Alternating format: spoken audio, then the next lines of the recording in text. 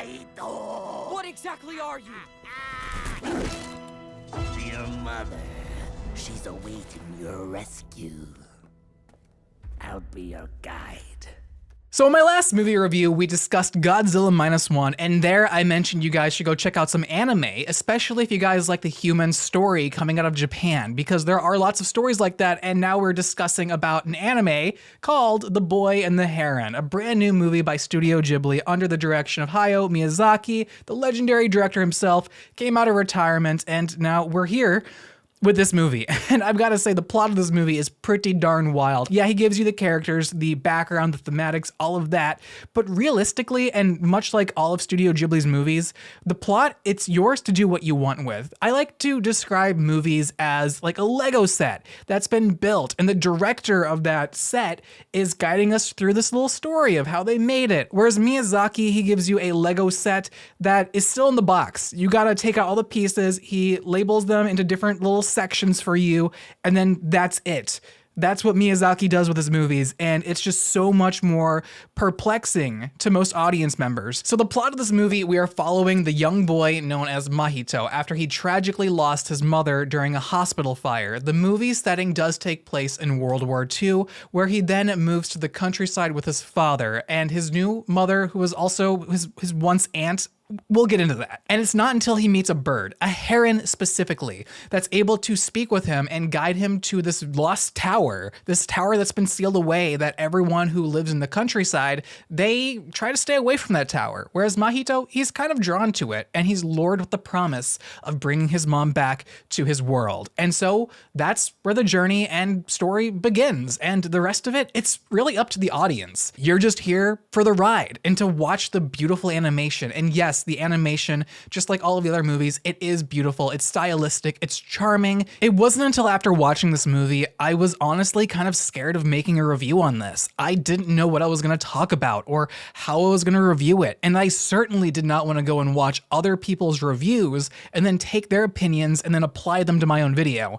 That kind of stuff, it's just entirely boring. So instead, what I did was I looked up the history of Hayao Miyazaki, and I found a lot of very interesting things to pull from. Miyazaki's father, he was actually I guess he produced airplanes during World War II. He had a factory, and that is very, very, very apparent throughout this movie. So after I saw that, I thought that this movie was more so gonna be a documentary from himself on his life, almost like a self-portrait, but using anime. I saw this with my cousin, and I was so excited to just talk about movies and my fascination with movies and exactly what I loved about this movie or what I didn't like about this movie. But I was just very stunned. I think stunned is the most simplistic way to put it. I didn't know how to feel about this. I didn't know the direction it was going. All I could say was, yeah, I like the animation, but even then, some of the animation and the stylistic choices, it kind of reminded me of like AI art and some of the AI animation that you see on YouTube.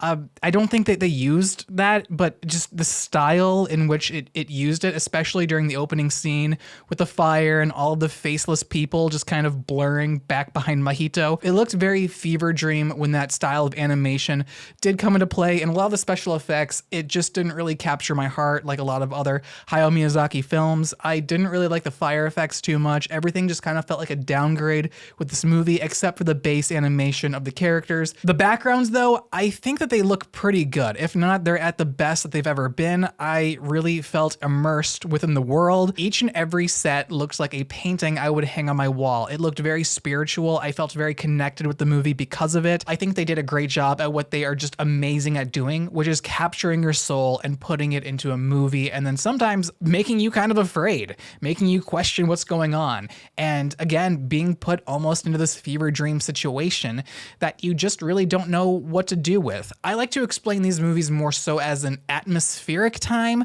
than actually just a good time in of itself. I do think those two can cross because, of course, there are so many people that love love these movies, not just for the animation, but for the storytelling, the cozy nature of all of these films. And if you are someone like that, this film will not disappoint you. But for anyone who is looking for a cohesive story from A to B, there's not really going to be a lot here for you to enjoy, and that's just unfortunate, unless if you like artwork, unless if you really do enjoy anime, and I do enjoy a lot of that, and it was still very hard to get through without doing homework after the movie to fully appreciate a lot of the undertones that this movie does present to you. Another important point I would like to note is I did not see this movie in its English dubbing. I saw it with subtitles. I enjoy watching anime with subtitles. I don't know, call me a freak, whatever. I enjoy reading, unlike most people who didn't want to watch Parasite or Godzilla for subtitles.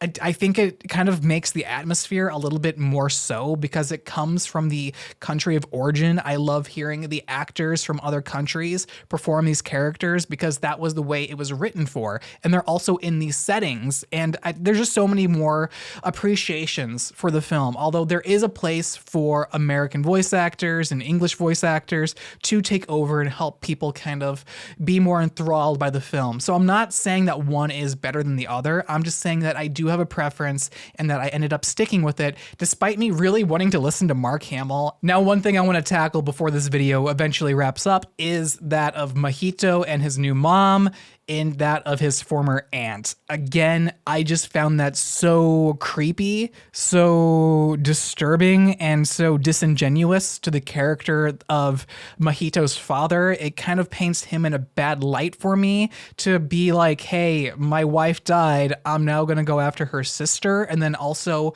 the whole family being okay with that. I don't know if it's like a cultural thing or something that they did back in that time, but just from my perspective, without knowing anything about that, I felt taken back out of the movie. I didn't like it. I couldn't appreciate any of the characters, and I could get a sense for why Mahito didn't feel as though he belonged where he was currently at in the movie, but I don't think that was his actual reasoning. I think it was just because he was getting bullied at school and he had a lot of self-hatred for himself. He was a very self-destructive person.